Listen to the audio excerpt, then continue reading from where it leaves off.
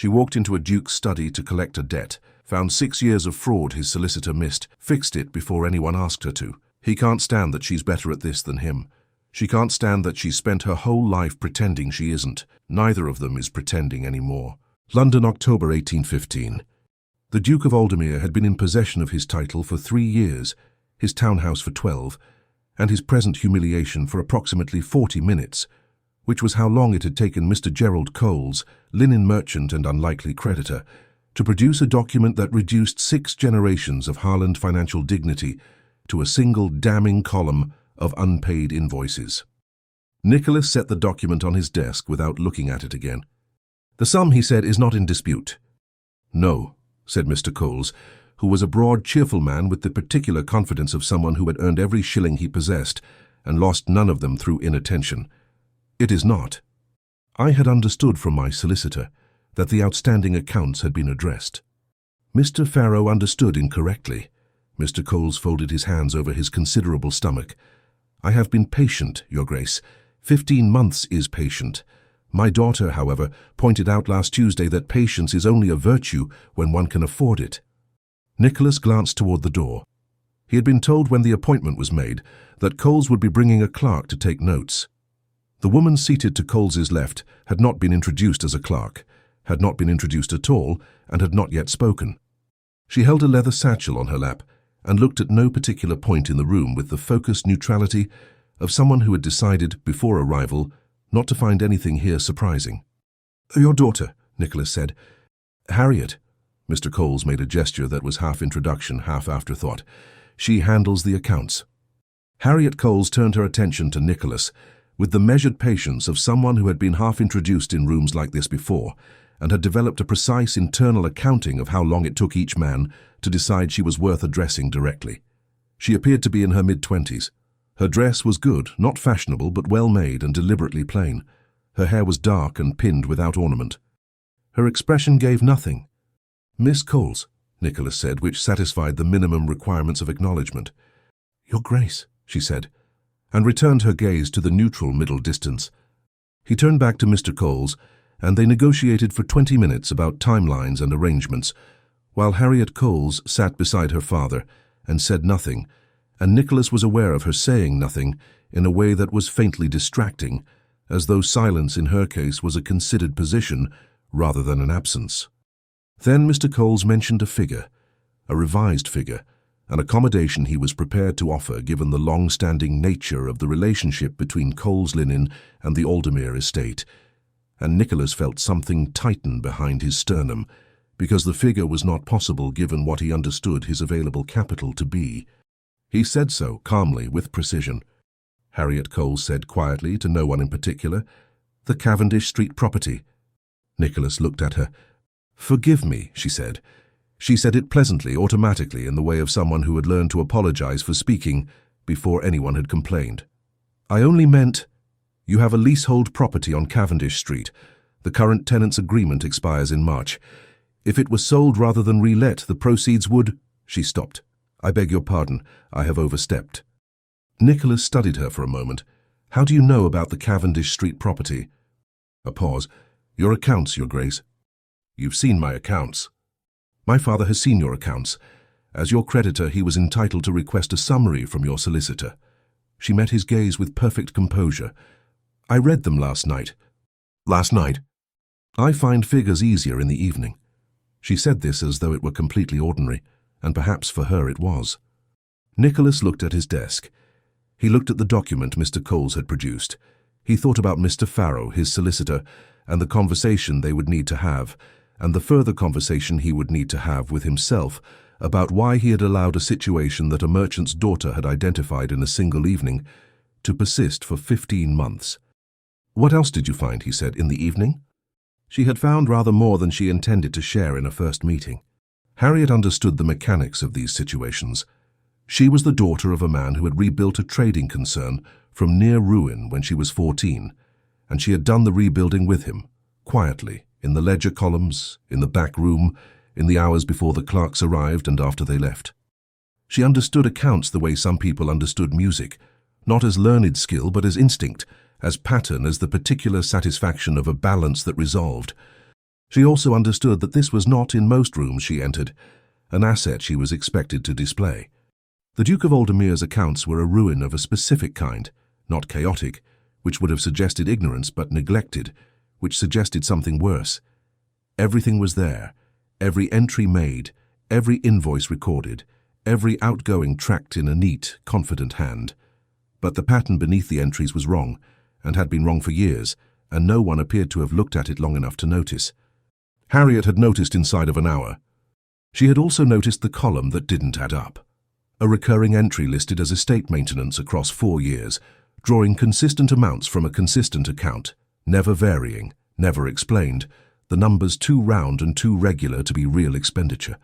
She had added it 3 times to be certain, then sat back and looked at it, and understood that she was looking at the financial signature of a patient and practiced theft. She had not mentioned this to her father. She had not mentioned it here. She was mentioning the Cavendish Street property because it was useful and harmless, and she had already said more than was wise, and the Duke was looking at her with the particular attention of a man recalibrating something. "The property," she said carefully, "is simply the most liquid option visible in what I reviewed. I would not presume to comment on the broader picture without—" "Would you not?" said the Duke. The words were not rude. They were precise. He had the quality she had observed in men who were genuinely intelligent rather than merely entitled, the ability to ask a short question that contained a longer one, and to wait for the answer without filling the space. She considered him. Brown eyes, very direct, in a face that was composed to the point of studied, not handsome in any easy sense, but arresting in the way of features that reflected the person behind them. He was perhaps 32 or 33. He held himself with the particular straightness of a man who understood that posture was its own argument. "The broader picture," she said, choosing her words, "would require more than a summary from Mr. Farrow." "How much more?" "Access to the original ledgers, 4 years of them at minimum." "Why 4 years?" A pause. She was aware of her father watching her, fond and incurious, in the manner of a man who had long since made peace with having produced a daughter who knew more about commerce than he did. "Because that is how far back the pattern goes," she said. The Duke was very still. What pattern? She had not meant to say that. She had said it anyway, and there was no retreating from it without lying, which she did not do. "There is a column," she said. "In the estate maintenance accounts it does not reconcile." Silence. "I may be mistaken," she added. "I only had the summary." "You are not mistaken," said the Duke of Aldermere, "are you?" It was not a question. She did not answer it as one. "No," she said, "I don't believe I am." The meeting ended with Mr. Coles in possession of a partial payment and a written agreement for the remainder, with the Cavendish Street property as implicit security. He was satisfied. He shook the Duke's hand with the warmth of a man who appreciated efficiency and bore no one any particular ill will. Harriet retrieved her satchel and stood. "Miss Coles." She turned. The Duke had remained behind his desk. He had not risen when she stood, which was either rudeness or preoccupation. She decided, given the last hour, to interpret it as the latter. "The column," he said. "If you were to look at the original ledgers, how long would it take?" She had been asked variations of this question before, by her father's business partners, by solicitors who found themselves outpaced, by the occasional surprised gentleman who had been forced to revise his assumptions. She had learned to estimate conservatively, to allow men the comfort of believing the work was harder than it was, which gave them a reason to value it. She did not do that now. She wasn't sure why. "If the records are in reasonable order," she said, 2 days, possibly 1. He looked at her steadily. 1 day. "For the pattern. Longer if you want a full account of the losses." He was quiet for a moment. "And you would do this?" "That would depend on the arrangement." "Of course." He glanced at Mr. Coles, who was gathering his coat with the peaceful disengagement of a man whose part in the matter had been satisfactorily concluded. "I will speak with your father." "You may speak with me," said Harriet. "I am the one who would be doing it." The Duke looked at her. Something shifted in his expression. Not offense, she thought, reassessment. "Quite right," he said. "Then I will speak with you." They spoke the following morning, in the same room without Mr. Coles. Harriet had prepared for this by sleeping badly and rising early and sitting at the window of her father's house in Gracechurch Street, working through everything she remembered from the summary until she was certain she had not invented the pattern. She had not invented it. It was there, regular as a heartbeat, and it did not belong. She arrived at the Aldermere townhouse on Grosvenor Square at 9 o'clock. The butler, a man of composed disapproval, showed her to the study and left her there. The study was large and ordered. Shelves without clutter, a desk that held only what was needed, 2 chairs that suggested conversation was permitted but not encouraged. The curtains were drawn back fully, and the October light came in grey and even and sufficient. The ledgers were already on the desk, 4 years of them as she had asked. She was examining the spines when the Duke arrived. He was not, she noted, in any way less formal than he had been the previous morning, which suggested that formality was his natural state, rather than an armour assembled for the occasion. He wore it without effort, the way some people wore their own faces. "Miss Coles." "Your Grace," she gestured at the ledgers, "these are in excellent order. My previous steward was thorough." "Yes," she said, "he was." A pause in which they both understood what she meant. She sat down, opened the first ledger, and began. He had intended to remain in the room for a quarter of an hour, to establish the parameters, to ensure she had what she required, to maintain the appropriate sense that this was his study and his accounts, and she was here at his invitation. Then he had other matters to attend to. A luncheon with Farrow that he was already dreading. Correspondence for his agent in Northumberland. The accumulated business of a man whose estate had been running without proper oversight for years. He stayed 3 hours. He told himself it was prudent oversight. He watched her work and knew this was not entirely true. She was still. That was the first thing. Most people who worked with figures moved, small fidgets, recalculations, the physical restlessness of mental effort. Harriet Coles went motionless when she read, like an animal that had identified something worth its complete attention. She moved only to turn pages, to make notes, to draw one volume beside another, and compare entries side by side with a focus that was, in its way, absolute. She did not appear to notice that he was watching. He suspected she noticed everything. At 11:30 she made a sound that was not quite a word, a short, arrested exhalation, and reached for a second volume without looking up. "What is it?" he said. "Nothing." She turned a page. "A moment." He waited.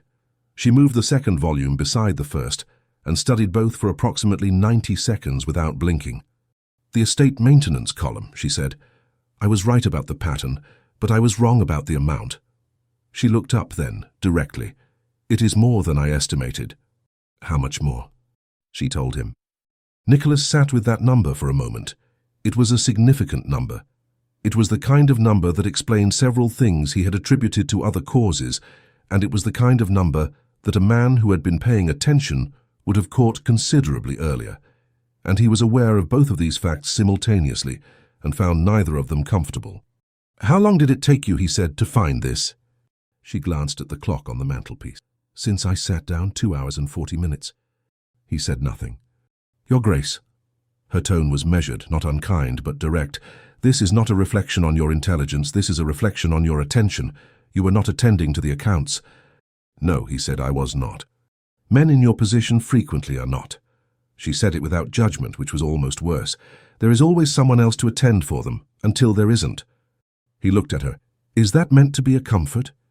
"It is meant to be accurate." She returned to the ledger. "I can have a full accounting ready by tomorrow evening, with documentation sufficient for legal action, if you choose to pursue it." "I will pursue it." "Then I will need the correspondence files as well. If your steward was systematic, and he was, there will be a paper trail." Nicholas stood. "I will have them brought." She nodded and returned to the column that did not add up. He went to the door, stopped with his hand on the frame, and looked back at her. A woman who had sat down in his study 2 hours and 40 minutes ago had found in that time what his solicitor had missed for 4 years, and was now making notes in a hand so precise it looked typeset. He thought about what she had said, a reflection on your attention. He went to find Farrow, and the conversation was every bit as unpleasant as he had anticipated. She came back the next morning without being asked. Nicholas discovered this when he came down at 8 o'clock and found the study already occupied, the curtains already open, and Harriet Coles already 4 pages into the correspondence files with a cup of tea at her elbow. Mrs. Holt, his housekeeper, stood near the door to the adjoining anteroom with the composed expression of a woman who had made a decision and was prepared to stand by it.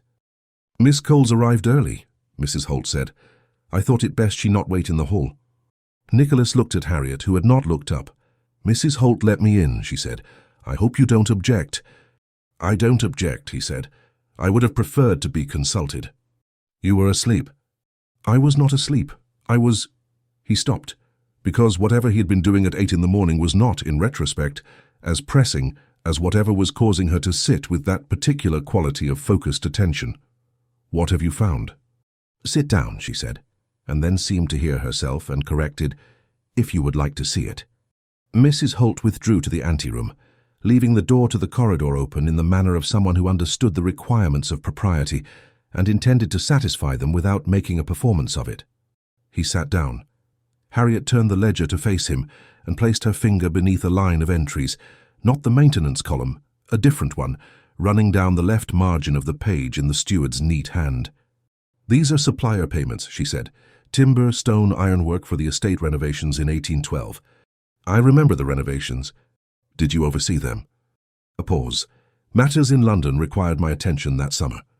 Yes. She said it without emphasis. The suppliers listed here, 4 of them. I have been checking them against trade directories. 2 of them do not exist.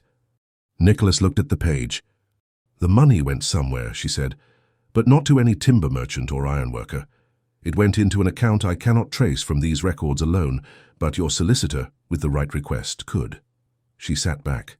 He was thorough, Your Grace. But thorough men leave thorough records even when they are stealing. That is the irony of it. You sound almost admiring. I am admiring of competence, she said, whatever form it takes. It makes my job more interesting. A brief pause. And considerably more legible.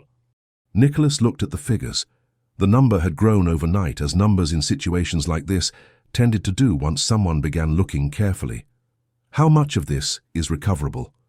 Some enough to matter. She folded her hands on the desk. The question is whether you want a quiet settlement or a formal prosecution. What would you recommend? She looked at him steadily. I am not a solicitor. No, but you have an opinion. A silence in which she appeared to decide something. Prosecution, she said. A quiet settlement signals to the next man who holds that position that the cost of being caught is low. He considered this. It aligned with his own instinct, and he was slightly annoyed that it did because it suggested she had arrived at his conclusions faster and from a stranger position than he would have liked. Draft the documentation, he said. I will review it this afternoon. She nodded and returned to the correspondence files. He did not leave the study. This was how it began, not with a decision but with a failure to make one. Nicholas stayed in the study because he was going to leave in a moment, and then he was reviewing the figures she pointed out. And then it was noon, and Mrs. Holt appeared with a tray from the adjoining room, and neither of them commented on this. They worked in a silence that was, Nicholas noticed, not uncomfortable. She asked questions when she needed information. What year, which property, who authorized? And he answered, and she returned to the ledger, and the autumn light moved across the desk in a long, slow arc. She was, he observed, careful in how she framed her findings to him. She did not say, you failed to notice. She said, this would not have been visible without the correspondence files. She did not say, your solicitor was negligent. She said, Farrow was working from summaries. She softened every edge slightly as though she had learned to do this without noticing she was doing it. He noticed. At 2:30, Lord Ashby appeared, an old friend of Nicholas's, a man with impeccable manners and the social confidence of someone who had never needed to develop any other quality. He was shown in without announcement, as was his habit, because he had been coming to this house for 15 years and considered it a formality he had earned the right to skip. He stopped just inside the door. Harriet, who had her back to him, looked up at the pause in the room's atmosphere and then looked back at her ledger, and Nicholas watched her shoulders settle slightly lower and her pen change angle and her posture produce a subtle, almost imperceptible shift, a condensing, a reduction. It lasted perhaps 3 seconds. Then she was writing again in the same hand, and if Nicholas had not been watching carefully, he would not have seen it. Aldemir, said Ashby with bright social curiosity, I didn't know you were expecting... Miss Coles is assisting with estate accounts, Nicholas said. He kept his voice even. Lord Ashby, this is inconvenient. Ashby absorbed the dismissal with good humour, promised to return for dinner and withdrew. The door closed. The study resumed its quiet. Nicholas looked at Harriet Coles, who was writing with perfect composure, her pen moving precisely, her posture, the condensed, reduced version, still slightly wrong. He said nothing. He filed the observation and returned to the document in front of him. By the end of the third day, she had produced a document of 11 pages that laid out in clear and sequential order every fraudulent entry, every fictional supplier, and every traceable destination of the missing funds. It was thorough. It was elegant. It would, in Farrow's assessment, delivered with the particular stupefied admiration of a man who had just been shown the work he should have done himself, be more than sufficient for legal proceedings. Farrow said as much and then said to Nicholas, "Your man has done excellent work." Harriet was at the window, returning ledgers to their order on the shelf. She did not turn around. Nicholas looked at Farrow. "Miss Coles," he said distinctly, "has done excellent work." Farrow turned red. "Quite, of course, yes." He gathered his papers. After he left, Harriet turned from the shelves. Her expression had not changed. She said, "Thank you," in a voice that implied she had not needed him to do that, and was choosing to acknowledge it anyway, which was not quite the same thing as gratitude. "It is accurate," he said. "Yes," she agreed, "it is." They looked at each other across the ledgers. "I have one more thing to show you," she said, and opened the maintenance volume to a page she had marked. "The column, the original one, I have been thinking about it. I thought we had accounted for it. We have accounted for the amounts. I have been thinking about the dates." She set the book on the desk and he came to look. She pointed to 3 entries, June 1812, September 1813, March 1814. "These 3 are different.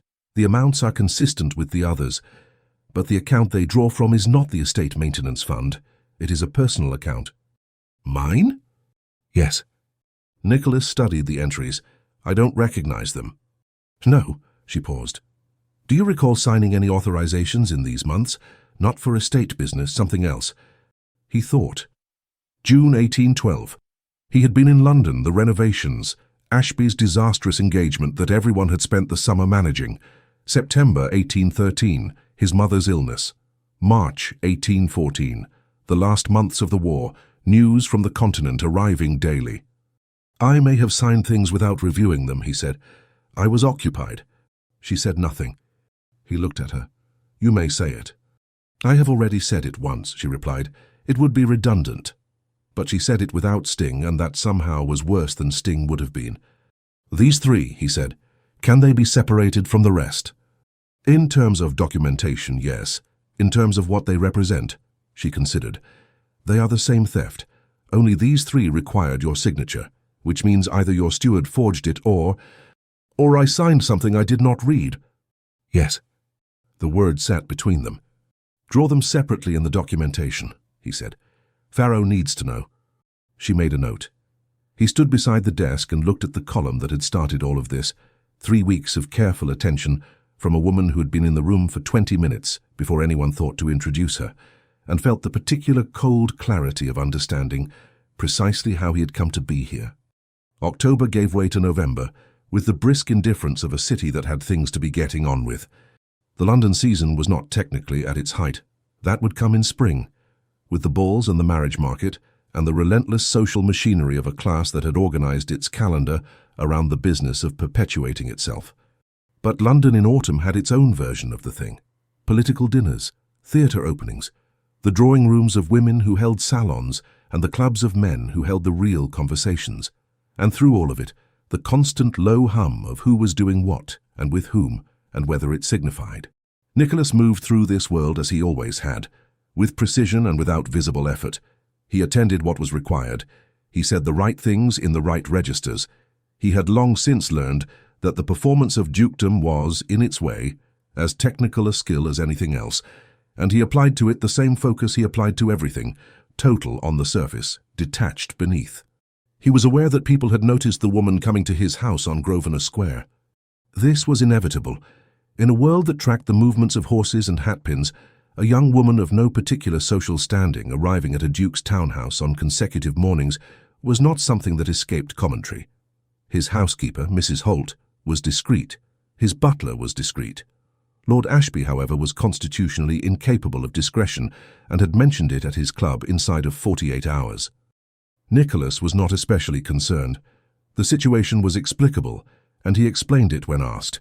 Estate accounts, a creditor's daughter with a facility for figures, a temporary arrangement, properly chaperoned by Mrs. Holt, and the explanation was accepted with varying degrees of credulity.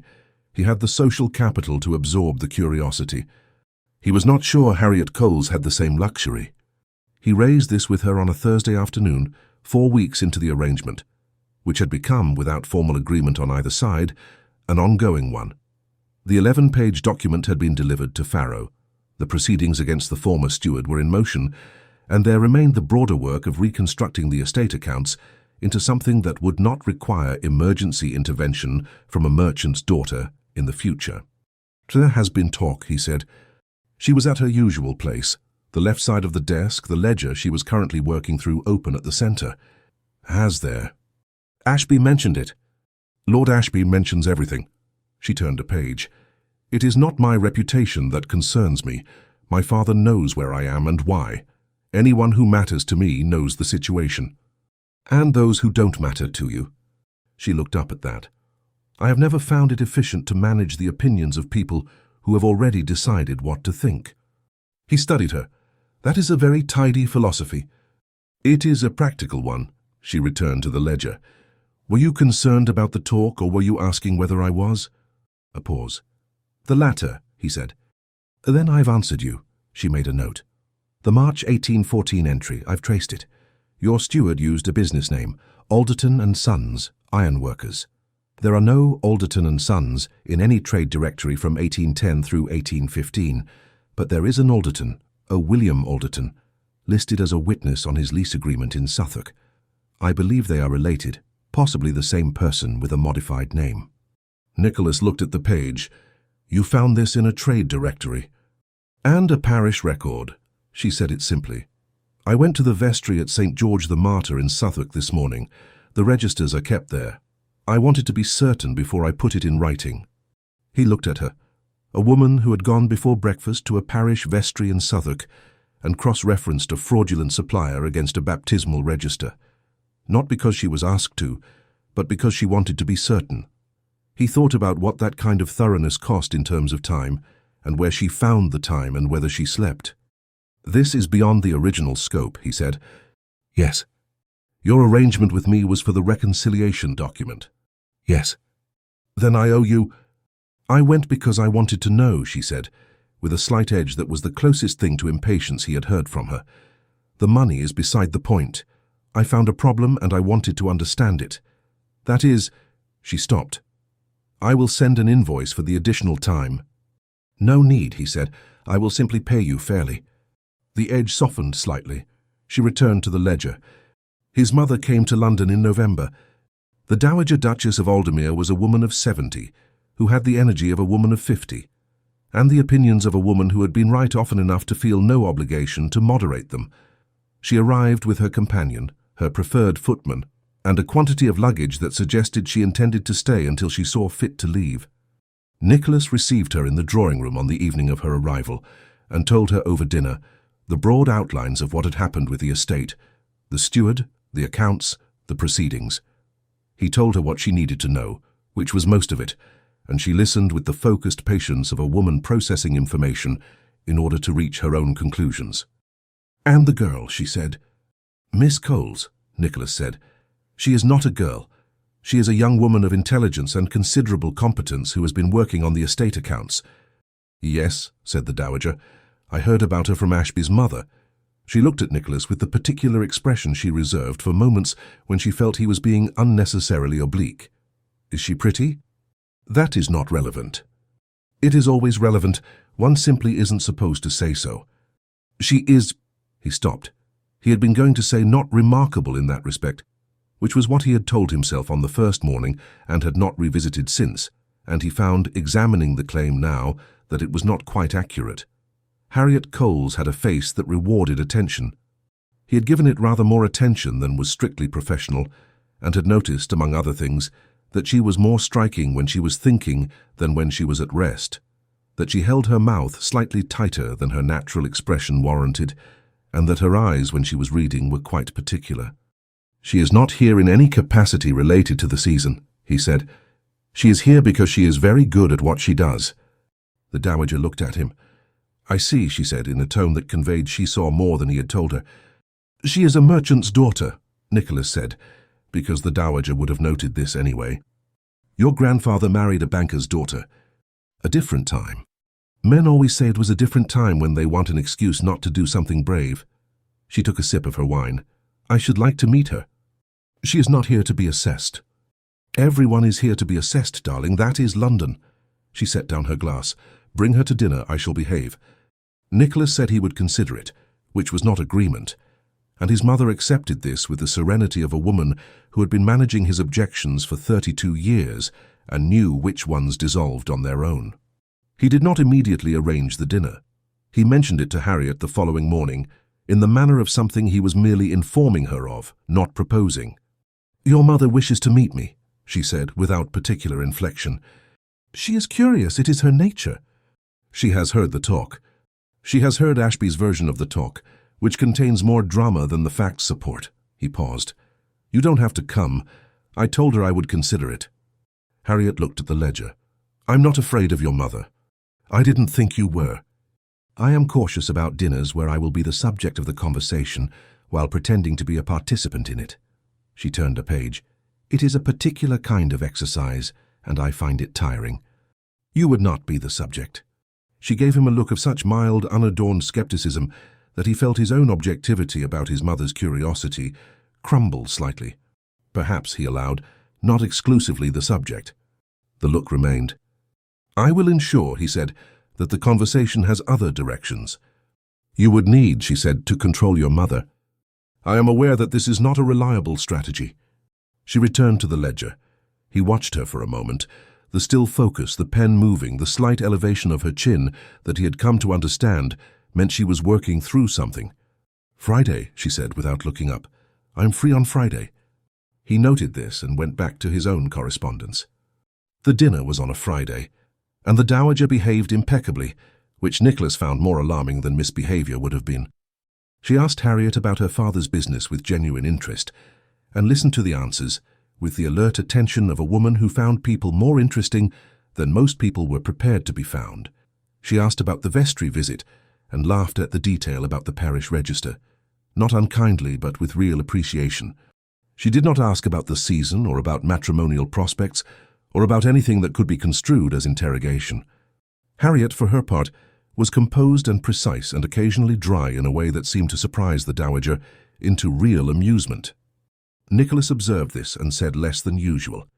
At the end of the evening, when Harriet's carriage had been called and she was gathering her things in the hall, the dowager appeared at Nicholas's shoulder and said quietly, "She pretends to be smaller than she is." "I have noticed," he said. "You should tell her to stop." The dowager patted his arm. "It is a waste." He thought about the moment in the study, 3 weeks earlier, the condensing, the reduction, 3 seconds of adjustment when Ashby had walked in.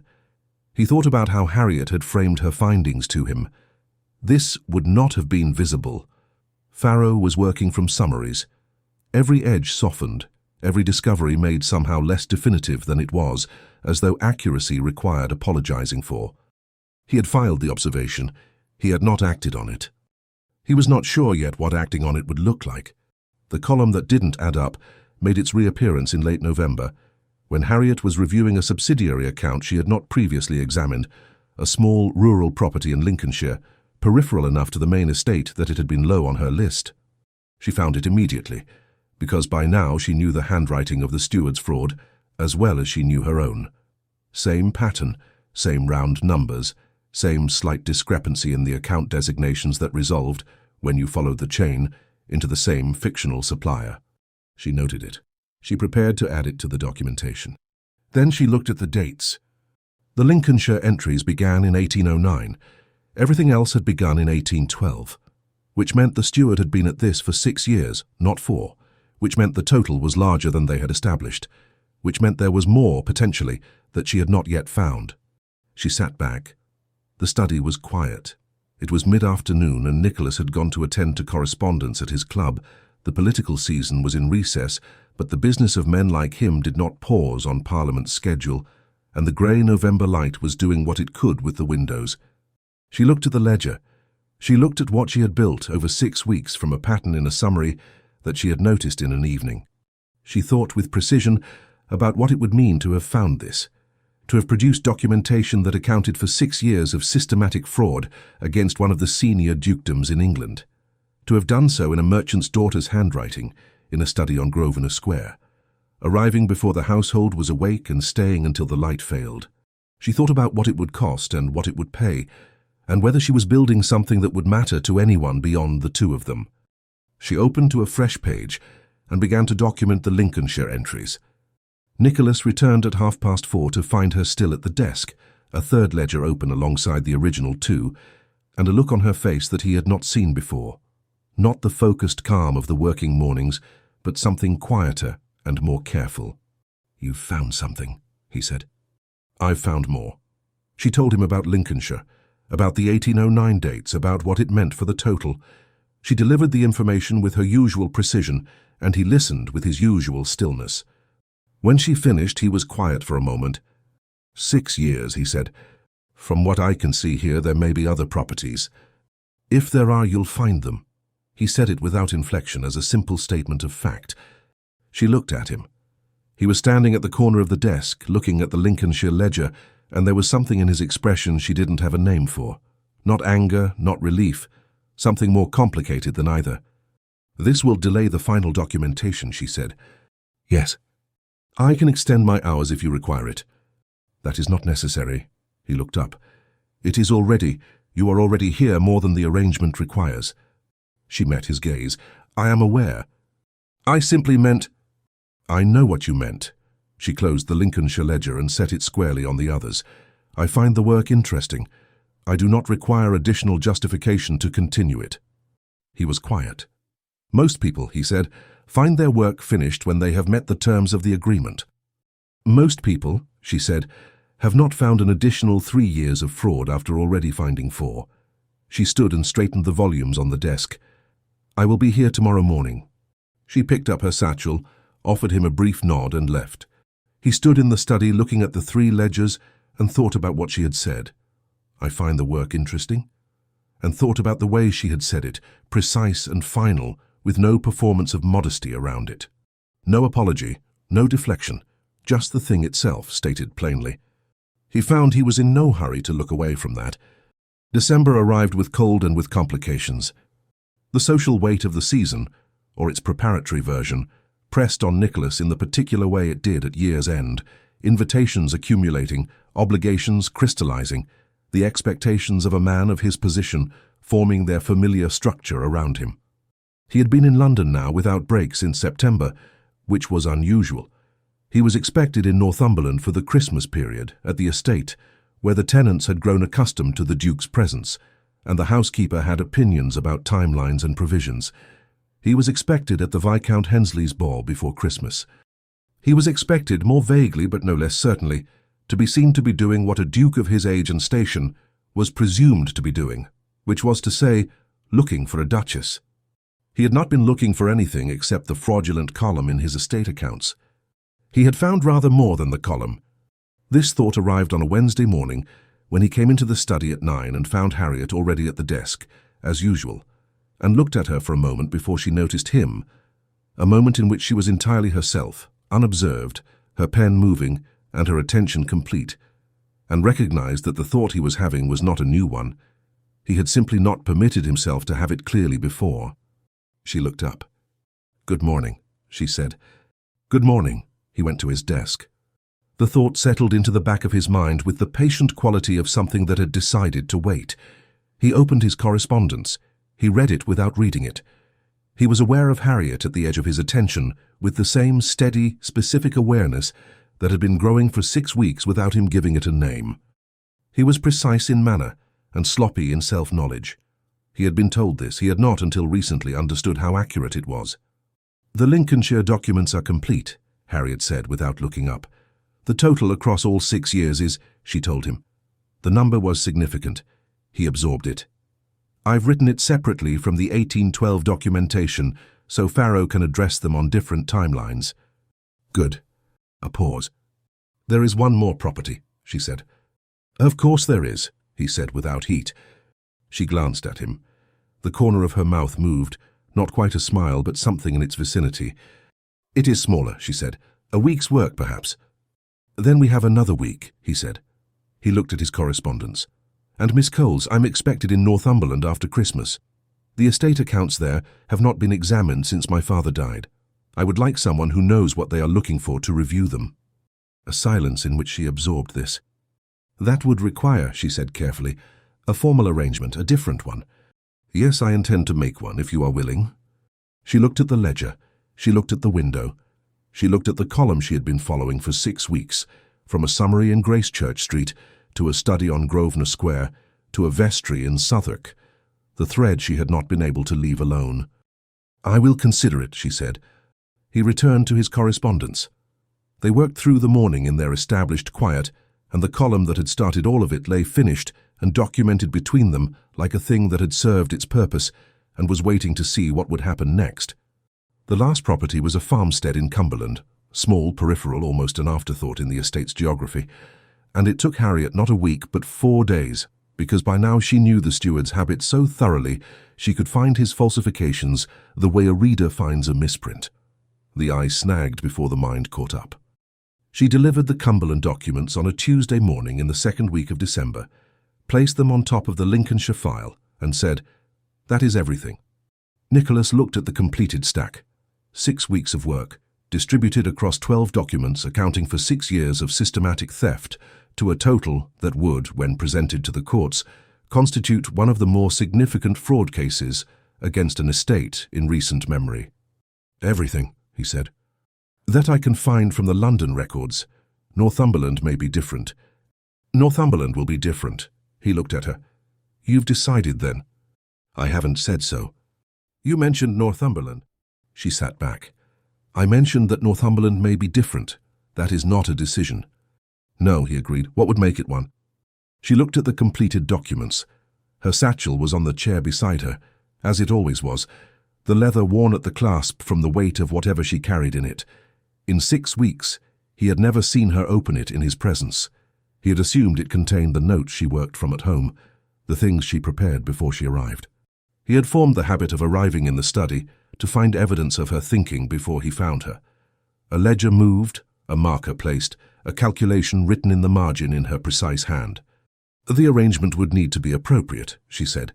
"I cannot travel to Northumberland as a—" She paused, choosing, "as an informal arrangement." "No," he said. "It would need to be official, a contracted engagement with terms. And it would need to be known to my father. Your father would be consulted." A silence. "He likes you," she said. She said it in the same tone she used for everything, level, without particular color, but it was a different kind of information than she usually offered. "I have had one conversation with your father. He is not difficult to read." She closed the ledger she had been annotating. "He thought the creditors' meeting would end with a payment schedule. He did not anticipate that I would—" She stopped again. "That you would stay," Nicholas said. "Yes." He looked at her directly. "Neither did I." The acknowledgement sat between them plainly. It was the most precise thing either of them had said about the last 6 weeks, and it had the quality of something that could not, having been said, be unsaid. Harriet looked at the window. The December light was thin and early, and the street beyond was beginning to fill with the particular morning industry of London, carts and footsteps, and the distant sound of someone's kitchen beginning its work. "I will speak to my father," she said, "about Northumberland." He nodded. She stood, gathered her satchel, straightened the documents on his desk with the automatic precision of someone who could not leave a surface disordered, and was moving toward the door when he said, "Harriet." He had not called her that before. The name arrived in the room without his having planned it, and he was aware immediately that it changed the register of everything. She stopped. She did not turn around. "Yes." "Thank you," he said, "for the work, for all of it." A pause. "You're welcome," she said, and left. He sat looking at the door for a moment, and then at the stack of documents that represented 6 weeks of her attention, and thought that thank you was not, in the end, what he had meant to say. Lord Ashby appeared at dinner that evening, as he periodically did, and ate Nicholas's food and drank his wine, and provided a kind of social ballast that Nicholas generally found useful and occasionally found exhausting. "You're a counting woman," Ashby said over the fish course. "Miss Coles?" "Yes, Mrs. Pemberton Hall asked about her at the Lennoxes last week. I told her what I knew, which was very little." "Good. She seemed to find it suspicious that I knew very little. Mrs. Pemberton Hall finds everything suspicious. It is her primary recreation." Nicholas considered his wine. What precisely did she ask? "Whether Miss Coles had been engaged as a companion. I told her a companion to Aldermere seemed redundant, as you appear not to want company." Ashby looked at him with the mild, penetrating quality of a man who had known someone long enough to read them without trying. "What will you do about her? She has completed the work she was engaged for." "That is not an answer to what I asked." Nicholas set down his glass. "She may continue in some capacity with a formal arrangement. There is work in Northumberland." Ashby considered this. He had the social intelligence to understand that Northumberland was not a sentence about accounting. "And beyond Northumberland?" A pause. "Beyond Northumberland," Nicholas said, "I have not decided." "Have you asked her what she thinks?" "We have not had that conversation." "Perhaps," said Ashby, with the gently reasonable tone of a man offering advice he knew would not be taken immediately, "you should have it before Northumberland, rather than after." Nicholas said nothing, which Ashby had long since learned to interpret as agreement. The Viscount Hensley's ball was on the 15th of December, and Nicholas attended because he had said he would, and because he was precise in his commitments even when they no longer served him. He dressed with his usual care, arrived at the correct hour, spoke with the correct people, and moved through the rooms with the smooth efficiency of someone who had performed this particular exercise enough times that it required no conscious attention. He was therefore conscious of other things.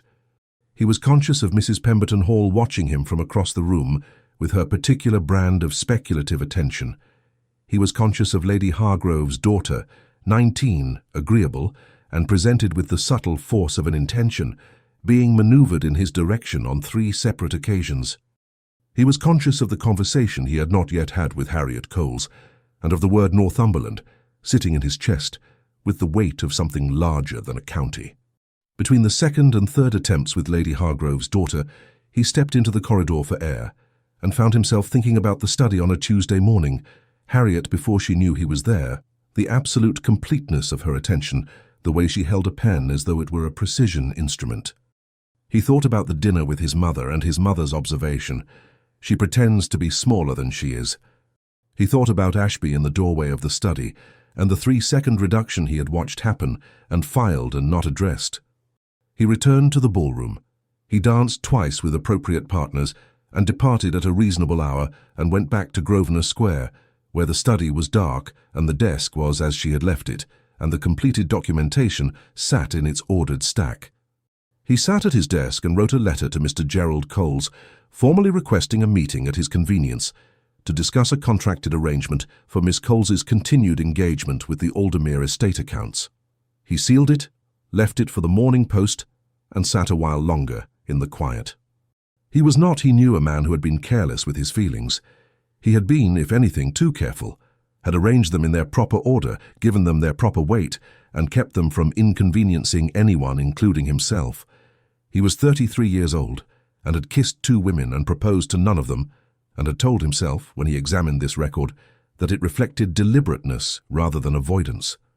He examined it now and found the distinction thinner than it had previously appeared. Mr. Coles came to Grosvenor Square on Friday morning and stayed for 1 hour, and departed having shaken Nicholas's hand with the warmth of a man who had expected a straightforward commercial negotiation and received something that satisfied him considerably more deeply. Harriet came on Friday afternoon. She had not been told specifically what the meeting with her father had covered.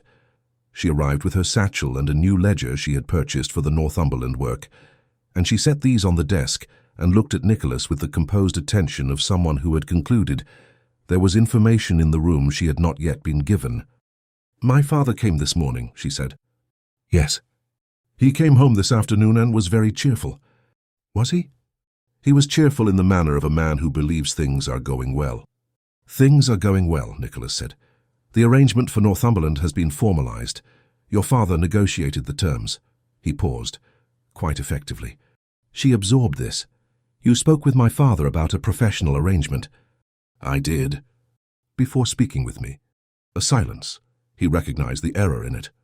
"I spoke with your father," he said, "because it is the correct form. You are not married, you live in his house, and he is your—" "I am 26, she said, without heat but with precision. "I have managed my father's accounts for 12 years. The arrangement you are formalizing is for work I have been doing at my own discretion for 6 weeks. A pause. "I would have preferred to be consulted first." He looked at her. "You are right," he said. She seemed to have prepared for something longer than that. The prepared argument, whatever it was, remained undelivered. "I will know better," he said, "in future." She looked at him for a moment. "The terms are acceptable." "Your father is a very capable negotiator." "Yes, a trace of something, not quite a smile. I know." Christmas approached with its attendant obligations, and Nicholas discharged them systematically. The tenant visits, the household gifts, the letters to agents and solicitors, and the assorted human machinery that kept the Blackmere name functional. His mother remained in London, contentedly installed, showing no immediate intention of leaving. She had taken to sending notes to Harriet. Nicholas discovered this when Harriet arrived one morning with a book under her arm that he recognized as belonging to his mother's library. "She sent this," Harriet said, setting it on the corner of the desk with a slightly careful air, with a note about a passage she thought I would find interesting. Nicholas looked at the book. "And did you?" "I haven't read it yet." She sat down. "Your mother sends notes very naturally." "She does." "It is—" She looked at the book, unexpected. "She is perceptive," Nicholas said.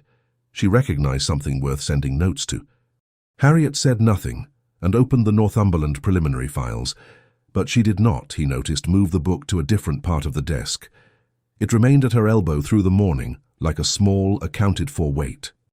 It was the following Tuesday, 11 days before Christmas, a morning of hard frost and sharp light, when the thing happened that had, in retrospect, been approaching for some time.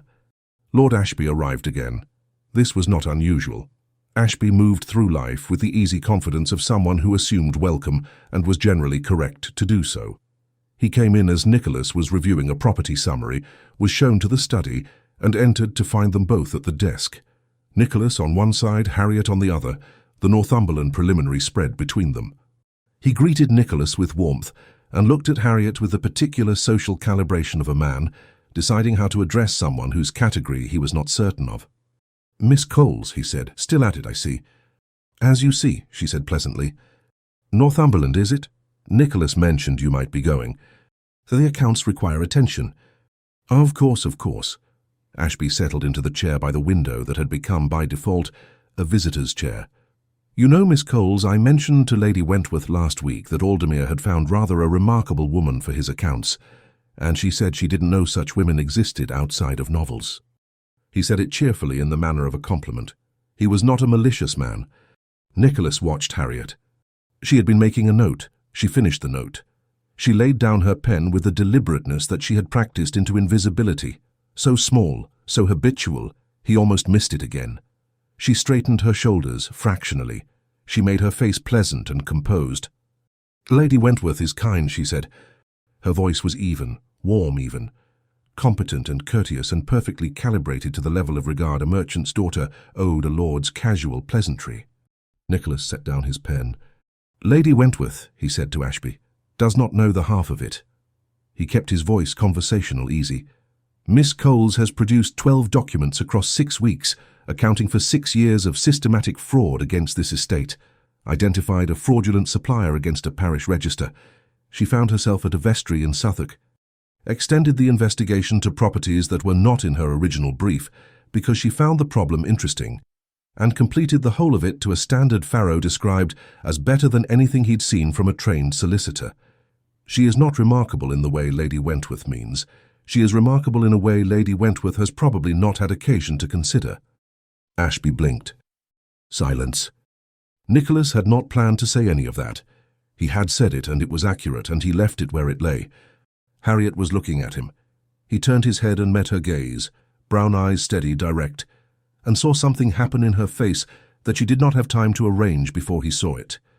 Not gratitude, exactly. Something more complicated than gratitude. something that was still deciding what to do with what had just happened. Ashby cleared his throat. "Well," he said, "quite right." Ashby left 20 minutes later. The study resumed its quiet. Nicholas returned to the property summary. Harriet returned to the Northumberland preliminary. The frost on the window had begun to thaw at the edges, and the light moved slowly across the desk between them. At 11:30, Harriet said, without looking up, "You didn't have to do that." "No," he said. "Ashby is harmless." "He is. It had nothing to do with Ashby." A pause. Then what did it have to do with? He set down his pen. He looked at her and she looked at him, and they were close enough across the desk that he could see the slight tension she had carried all morning beginning to be different now. Not gone, but changed in quality. "I have watched you," he said. "Make yourself smaller.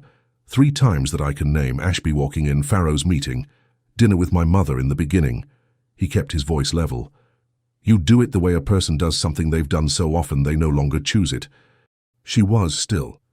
"And I have said nothing," he said, "because it was not my place to say it, and because I was watching and because I wasn't sure whether what I wanted to say was about the accounts or about something else."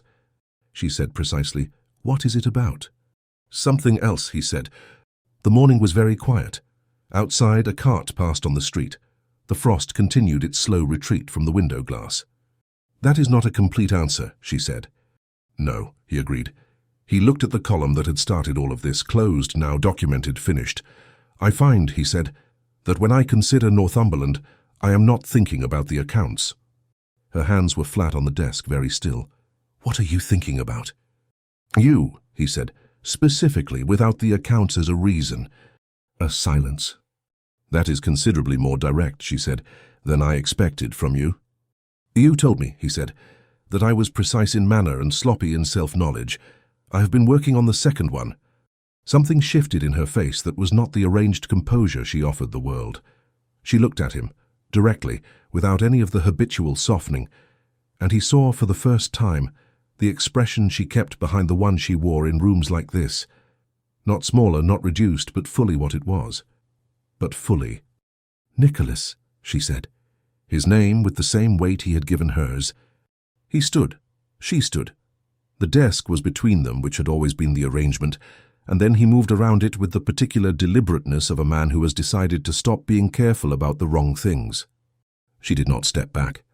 He had thought, if he thought about this moment at all, that he would ask. He was a man who asked. But he was close enough to read her face, and her face did not require asking, and he put his hand against her jaw, careful, deliberate, and kissed her, and she kissed him back with the same complete attention she gave to everything she decided was worth her full consideration. It was not brief. It was not hurried. It was the kind of kiss that arrives at the end of 6 weeks of proximity and honesty and a particular column in a ledger, and has been very patient about waiting. When they separated, she was looking at him with an expression he did not have a name for yet, but intended to learn. "The accounts," she said after a moment. "Yes," he said, "we should—" "I only meant," she said, "that I still intend to finish them." He looked at her. I would expect nothing less. The corner of her mouth moved. It was the closest thing to a full smile he had seen from her, and it was, he thought, extremely good. They returned to their respective sides of the desk.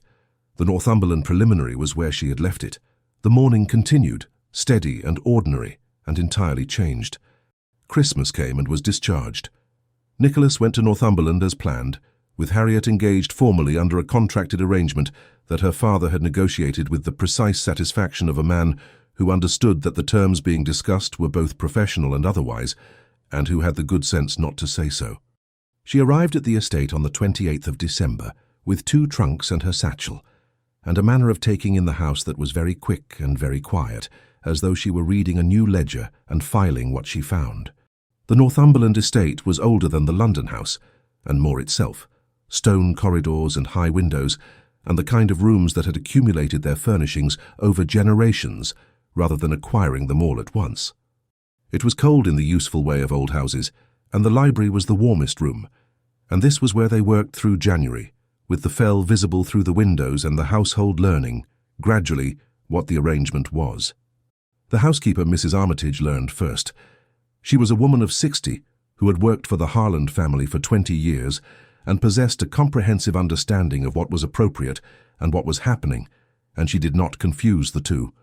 She offered Miss Coles the second-best guest room without comment, ensured that a maid was always within reasonable proximity during working hours, as propriety required, and addressed Harriet at meals as though a merchant's daughter reviewing the Duke's accounts were the most natural thing in the world, which, in Mrs. Armitage's considered opinion, it was.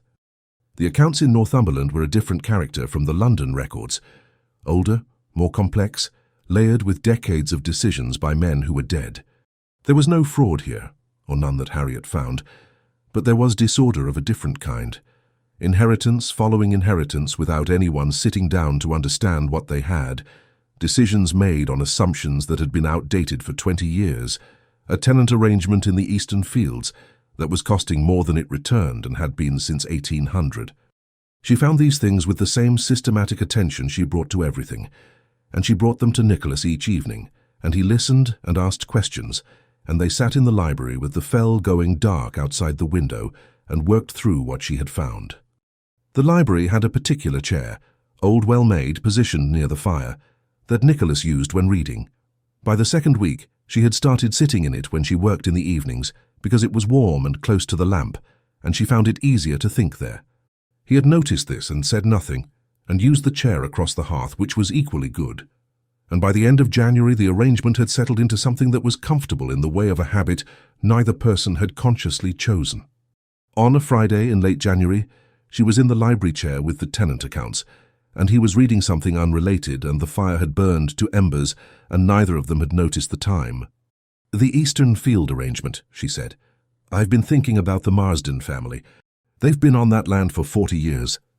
43. And the terms they're working under are the ones their grandfather agreed to, which made sense in 1780 and do not make sense now." She looked at the figures she'd been working through. "But if you renegotiate, you risk losing them, or souring the relationship with the village." She turned a page. "What do you know about them?" He considered. "The eldest son, Thomas, is capable. His father is old and in poor health. They have been loyal tenants, and they have had a difficult few years." "Then the question," she said, "is not what the numbers say. The numbers say renegotiate. The question is what you value." She looked at him across the hearth. "What do you value?" He looked at her steadily. "I am finding that my answer to that question has become clearer recently." She held his gaze for a moment. "That is not an answer about the Marsdens." "No." She looked at the fire. He looked at her. The embers gave the room a particular quality of warmth and quiet that was not, strictly speaking, professional. "Harriet," he said, "if you are going to say something that requires the accounts to be put aside," she said, "I should tell you that I have 12 more pages." "The 12 pages will keep." She looked up. He was looking at her with the same directness he had in the study on Grosvenor Square in December, the same quality of having decided to stop being careful about the wrong things. And she thought about all the rooms she had sat in pretending to be less, and about the study on a December morning when he had spoken her abilities into the room clearly and without hedging, and about what it had cost him in terms of the precise social arithmetic he had been raised to maintain. She put the 12 pages on the table beside the chair. "Then say it," she said. He said it. He said it without oratory or performance, in the same tone he used for everything that mattered, level, direct, nothing withheld. He said that he had been paying attention for 6 weeks in London and 4 weeks in Northumberland, and that his attention had not been about the accounts for quite some time, and that he was aware of the difference in their positions and the questions it would raise, and that he was asking not in spite of those questions but having considered them. He asked if she would marry him. She was quiet for a moment. "I want to be clear," she said, "that this is not an answer given because of circumstance, or because of what people will say, or because the arrangement has a logic to it." "I know," he said. "I want to be clear," she continued, "because I have spent a very long time answering questions based on what was expected of me, and I find I am no longer interested in doing that." "I know," he said again, with more warmth this time. "Yes," she said, "I will marry you." He crossed the hearth to her chair. He took her hand, which was ink-stained at the forefinger from the tenant accounts, and he kissed it with the precise deliberateness of a man who does not make gestures lightly and means the ones he makes. "The Marsdens," she said. "Harriet, I only meant—" She looked up at him, and the expression he had been learning was there again, clear and unguarded and entirely her. "The 12 pages. Tomorrow," he said firmly. She permitted this. The announcement was made in February, and the reaction was various. The Dowager Duchess received the news with the serene satisfaction of a woman who had seen it coming from a Friday dinner in November and had been patient about waiting for everyone else to catch up. She wrote to Harriet a letter that was warm, brief, and characteristically direct, and which Harriet read twice and kept. Mr. Gerald Coles received the news with an emotional volume that surprised everyone, including himself, and which resulted in a dinner that went on for 4 hours and ended with him telling Nicholas, with sincere and slightly tearful conviction, that he was getting the better half of the bargain, a sentiment with which Nicholas expressed complete agreement. Lord Ashby said, "Well, obviously," and bought them a very good decanter. Society said what society said, which covered a range from warm approval to cold speculation, and Nicholas observed that Harriet's approach to society's opinion had not changed. She did not manage it, she did not perform for it, and she found it, on the whole, less interesting than the tenant accounts. They were married in April, at the church in the village near the Northumberland estate, because Harriet had said she preferred it to London, and Nicholas had found this very easy to agree to. The ceremony was attended by the Dowager, Mr. Coles, Ashby, Mrs. Armitage, the Marsden family, and approximately half the village, who came because the Duke was their Duke and were pleased to find his Duchess was the sort of woman who knew what the Eastern Field arrangement had been costing. Harriet wore a dress that was not fashionable and was very good, and no ornament except a small garnet brooch that had been her mother's. She stood in the church with the composed attention she brought to everything, and when the moment came, she answered with a clarity and precision that made the vicar, who had officiated at 40 years of weddings, feel that he was hearing the words said properly for the first time. Afterwards, in the carriage, Nicholas looked at her, his wife, which was a word he was finding required some adjustment, and she looked back at him, and they sat for a moment with the April light on the lane outside and the sound of the village receding behind them. "The accounts," she said. "If you say the accounts," he said, "I will—" "Will what?" she said. He considered. "Nothing very terrible." "No," she agreed. She was looking at the window, but she was smiling. The full version, the one she kept under the composed one, the one he had now seen enough times that he knew it as well as he knew her handwriting. "I was only going to say that Mrs. Armitage gave me the household ledger this morning, as a wedding gift." He looked at her. "She put a ribbon on it," Harriet said. He started laughing. She did too, and it was the kind of laughter that arrived at the end of something, and was also the beginning of something, which is the best kind. 3 years, then 4, then 5, and the kind of accumulation that is not loss but depth. The Northumberland estate, under Harriet, Duchess of Aldermere's attention, became a different kind of place. Not transformed, she was not interested in transformation for its own sake, but corrected.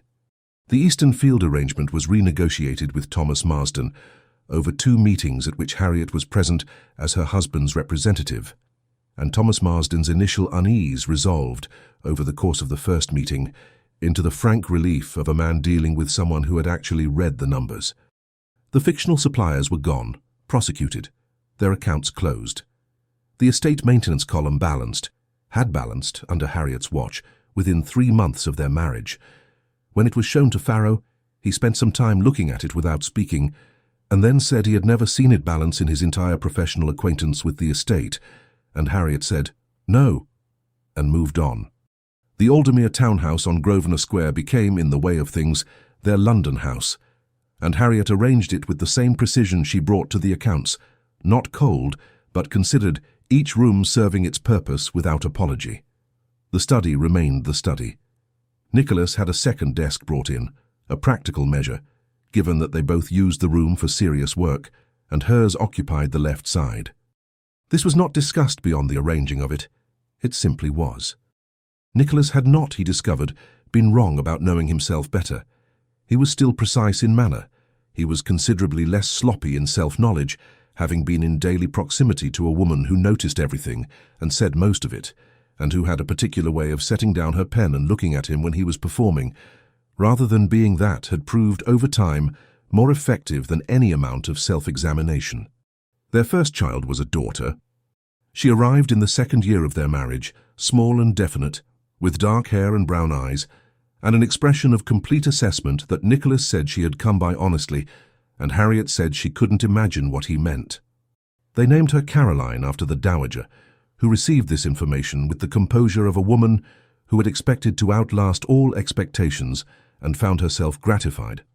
Caroline grew into a child who sat under the study desk while her mother worked, and occasionally handed up objects she found on the floor, a pen lid, a discarded calculation, once a button from Nicholas's coat that had apparently been missing for 3 weeks, and who would someday, her parents privately considered, be either a formidable woman of business or a magistrate, and possibly both. The second child was a son. He was named Edward, and he was large and cheerful and looked startlingly like Mr. Gerald Coles, which gave his grandfather a satisfaction that was something close to wonder. He grew into a sturdy boy of 3, who was interested primarily in horses and the dog, and whatever his father happened to be carrying, and who, when the study door was left open, would walk in and sit on the floor and look around at the books with the particular satisfaction of someone in a room they felt they belonged to. Nicholas would find him there sometimes, sitting amid the ledgers perfectly content, and feel something that did not fit into categories he had previously used for feelings. He sat on the floor next to Edward and read him things from whatever was on the desk, and Edward looked at the ceiling and appeared satisfied with the arrangement. The third child came in the 5th year of their marriage. It was a harder birth than the others, and Harriet was very still about it afterward, in the way she was still about things she was working through, and Nicholas sat beside her with a precision and a patience that he had not known he had until he needed it, and they did not speak much, and the speaking they did was enough. They named her Jane. She was not yet 2, quiet and watchful from the first, observing the household with the alert attention of someone filing away information she intended to use later. Harriet looked at her sometimes with the expression she wore when a column was beginning to resolve into something clear. The 5 of them were a particular kind of household, orderly without being cold, warm without being sentimental. There were rules, understood by all parties, including the youngest. There was also a great deal of the kind of laughter that arrives without announcement, and the dog and Mrs. Armitage, who had come from Northumberland, because she was attached to the arrangement and refused to pretend otherwise. Mr. Coles came to dinner every Thursday when they were in London, and he sat at a table that his daughter ran, and ate food from a house that his daughter managed, and watched his grandchildren with an open and unembarrassed delight that Nicholas found over time that he looked forward to specifically. The Dowager lasted to see all 3 grandchildren. She died in the winter of the 7th year of their marriage, age 77, with the peaceful finality of a woman who had arranged her affairs and her opinions and left both in good order. She held Jane once, in the summer before she died, with the careful attention of someone taking an inventory. She left Harriet the library book she had sent that first November, with a note inside that said only, "I knew." Harriet kept the note with the letter in a drawer in the study. On a morning in October, a morning of the same cool grey light as the morning Harriet had first sat down with the Aldermere ledgers, she was at her desk when Nicholas came in. She was reviewing a proposal for a charitable school in the village, to which Nicholas was contributing at her recommendation, and she had that morning identified a discrepancy in the trustees' accounts that she was going to have to explain to a room full of gentlemen who would require some time to adjust to the explanation. She was thinking about how to do this without making anyone feel foolish, which was a skill she had been developing for most of her life. "The column," said Nicholas, looking at the papers spread across her desk. She glanced up. "There is always a column." "Yours or theirs?" "Theirs," she pointed. "The same one, different charity, different hand, same pattern. Someone has been paying a supplier who does not exist," he said. "Who may or may not exist." She was careful. She was always careful until she was certain. "I will know by tomorrow." He looked at her, at the desk, at the papers, at the pen in her hand, at the small garnet brooch on her collar that she wore most mornings without thinking about it. He had watched her across 7 years now in rooms like this, had watched the composed attention that had not changed. That was the same thing he had seen in his study on Grosvenor Square on an October morning when she turned pages in silence and he could not find a reason to leave. He thought about what she had said to him once. "I find the work interesting." He thought about how long he had watched her say it in various forms, with various degrees of permission, and how it had never once been apologetic. She had stopped apologizing for her intelligence somewhere in the 2nd year of their marriage, gradually, the way habits die, unevenly, then all at once. He had noticed the moment it was complete, and he had not said anything, because there was nothing to say except that she had been exactly this the whole time, and it was simply easier to see it now. "The school," he said. "Do you need me to come?" "To the trustees' meeting," she thought. "Yes, you have a title. I had wondered if it would prove useful eventually." "It has always been useful." She gave him the look, measured, level, with the warmth behind it that did not require announcement. "I simply do not generally lead with it." He sat in the chair across from her, the chair he had sat in when they worked together in London, and the chair he sat in now, which was the same chair with a different quality of familiarity to it. He picked up the proposal document from the edge of the desk and read it while she worked, and the morning did what October mornings in London do, which is to give the light a particular quality of clarity, clear and even and sufficient. At some point Edward appeared at the door. "Papa," he said, "the dog has eaten something." "What has the dog eaten?" "A shoe," said Edward, "but also possibly a number." Nicholas looked up. "A number?" "It was written down," Edward clarified, "on a piece of paper from Mamma's desk. It might have been important." Harriet set down her pen. She looked at Nicholas. Nicholas looked at Harriet. A communication passed between them that did not require words, and was, in its way, extremely well organized. "Tell Mrs. Armitage about the shoe," Nicholas said. "I will address the number." Edward departed. Nicholas looked at Harriet. "Was it important?" he asked. She thought. 17 shillings and 4 pence, the discrepancy in the timber account. She picked up her pen. "I remember it." "Of course you do." "It is not a difficult number." "No," he said. He was watching her with the same attention he had brought to this desk for 7 years, and she looked up from the document and met his eyes, and the thing between them was the same thing it had always been, a column that continued to balance, which was not a small thing, and both of them knew it. She returned to the proposal. He returned to the document in his hand. The morning light came through the window, even and clear, and the household made its various sounds around them, and the accounts were in order, and everything was.